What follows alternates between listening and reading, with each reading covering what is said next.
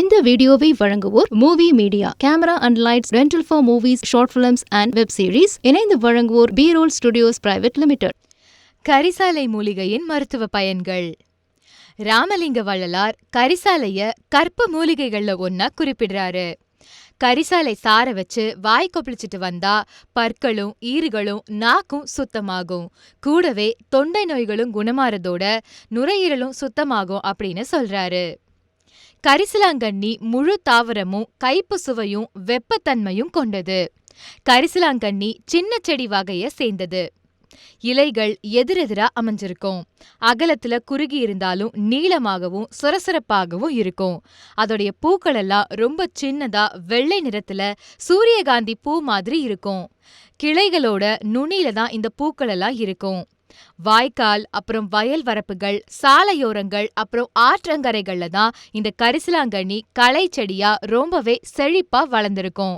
கரிசாலை, கையான், கரிப்பான், பிருங்கராஜம், யாந்தகரை அப்படிங்கிற பல மாற்று பெயர்கள் இந்த கரிசாலைக்கு இருக்கு.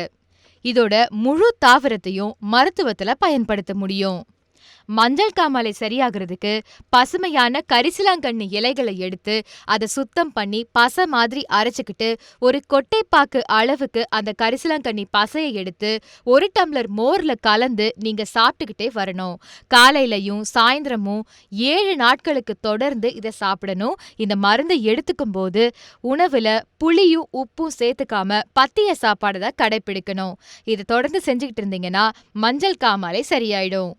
மார்பல கட்டியிருக்கிற கோழை இளகி அது வெளிப்படுறதுக்கு தேவையான அளவுக்கு பசுமையான கரிசலை இலைகளை எடுத்து அதை நல்லா கழுவி பசையா அரைச்சுக்கிட்டு அது கூட 2 பங்கு தண்ணீர் சேர்த்து அதை குழைச்சு 2 பங்கு நல்லெண்ணெயில சேர்த்து அடுப்புல வச்சு நீர் வத்துற அளவுக்கு காய்ச்சி அதை காத்து போகாத கண்ணாடி சீசால பத்திரப்படுத்திக்கணும்.